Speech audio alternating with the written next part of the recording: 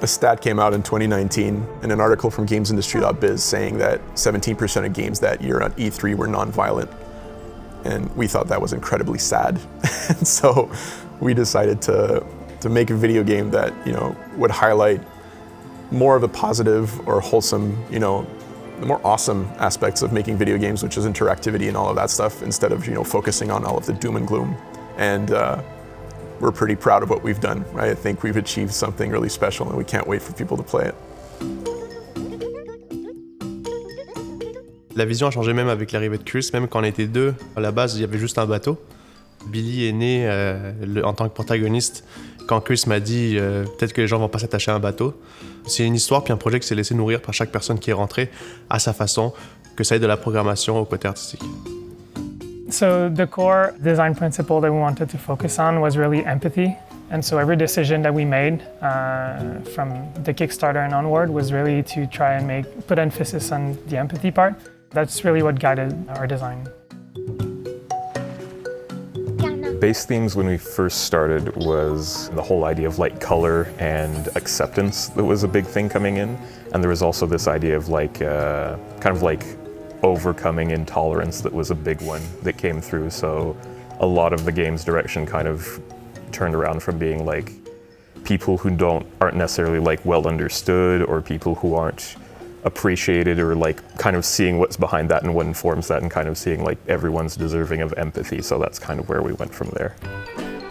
So this is actually really interesting. We did completely change Billy's appearance and sort of the whole aesthetic of the game somewhere about halfway through production. Originally, the artistic concept of the game was to sort of pay homage to old Disney films and stuff like that.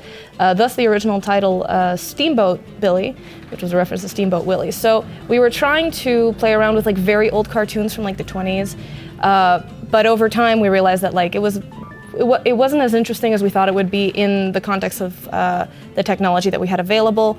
So instead we decided it's a game about colors, we're going to make it a lot more colorful. We realized that the sort of aesthetic we were going for was very nostalgic, but it was nostalgic to a generation that wasn't ours. So instead we decided to recontextualize nostalgia into kind of our age group. So now the game has a lot of aesthetic of the 80s and 90s. There's a lot of toys references of that period. So we tried to make it so that Billy was more of a child from our childhoods. So now they're wearing overalls and big sweaters and stuff like that, just the sort of aesthetic that we remember from when we were kids.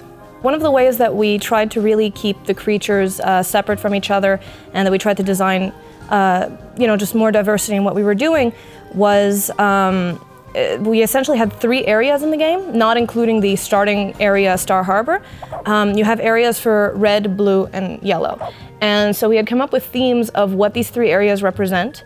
And each of the creatures that dwelled within those areas fit into not only the environment they were in, but also the themes of them. So for example, Dino Land, the red area, the first one you begin in, is very centered around kind of a primitive, more physical, more tough guy sort of aesthetic. So we were trying to go for a bunch of creatures that either looked strong or looked like they were trying to be strong.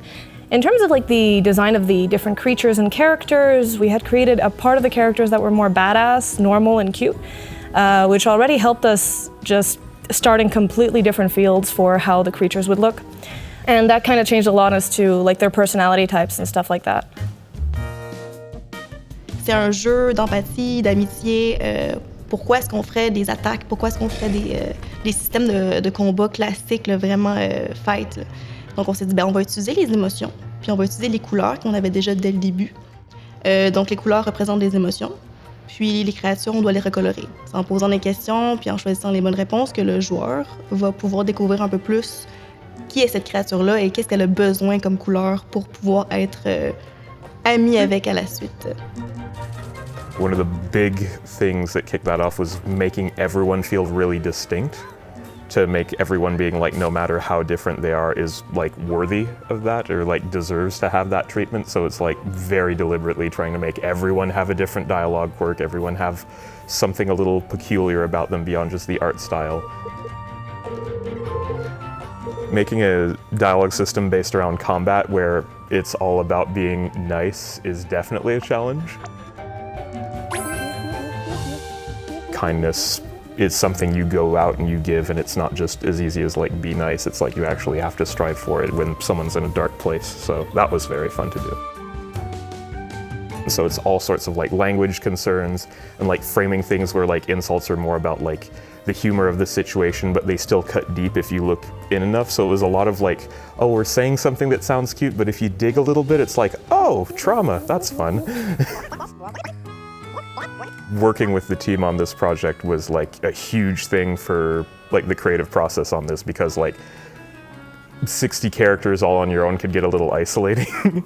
And like, especially when you work with people, they have their own ideas, they have their own like insecurities and stuff like that, and you can get like ideas from that or their experiences on the subject. Every character in the game has different stories that they go through, and we talk about a lot of stuff in the game, and it was really fun because it prompted a lot of interesting discussions among the members of the team, and it made us sometimes question some and just discuss about some values we had, and so I think we all really grew into this project. J'ai vraiment l'impression que l'équipe, c'est vraiment comme une grande famille, puis qu'on a réussi à inclure des nouvelles personnes, puis qui font maintenant partie aussi de cette grande famille, puis qui se sont rapprochés de nous, puis qu'on a appris aussi à les connaître malgré la pandémie, puis c'est vraiment cool comme ça. The best parts was working with the team. We started really a small team with maybe 10 people. Then we grew up really fast. But even if everybody was super helpful, anytime I needed to speak to anybody, either artists or designers or even programmers, everybody was always available, answering and helping each other. So the vibe was really nice. So I hope that people, when they finish Rainbow PD and they look at a person, that they won't judge it by the appearance or whatever, and they will give everybody a second chance and then try to talk their way through somebody and then make new friends. I definitely want them to laugh, because otherwise that would mean all the puns I made were completely off the mark, and that would be a little saddening. Troubled, because there's a lot of stuff that's hidden there that's a little darker than they expect, and I really hope they pick up on that, because that would be fun. Just if one player cries, I'd be happy. I guess bother to try and understand each other, even when you're completely different from the person in front of you and you feel like you have nothing in common with them.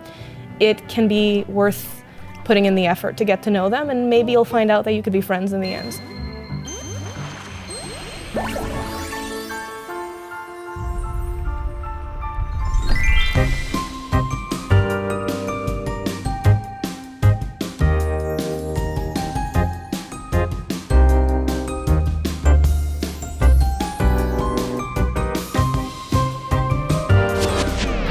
Is this like the behind the scenes and the DVD that we're gonna come out with? You know, it's gonna